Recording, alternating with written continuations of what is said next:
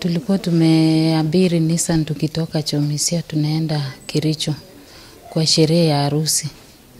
Sasa tulikuja tu vizuri, lakini vile tulikuja tukafika hapo hivi penye askari wako hapo hivi.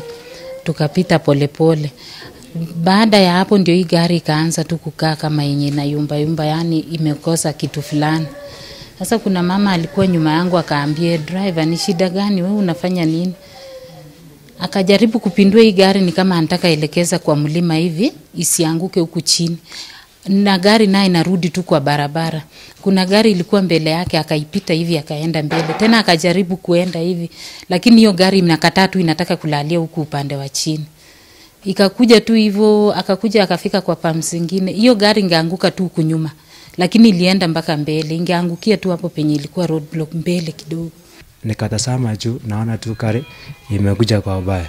Sasa ikanibeba tu na hiyo screen, ikanirusha kwa miti na ikanirudisha kwa kichaka. Sasa nikaangukia kwa kichaka tu juu.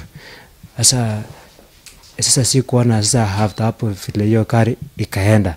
Sasa sijui sasa vile ilienda kukonga ule msichana ama huyo kijana mwingine vile aliroll yeye juu.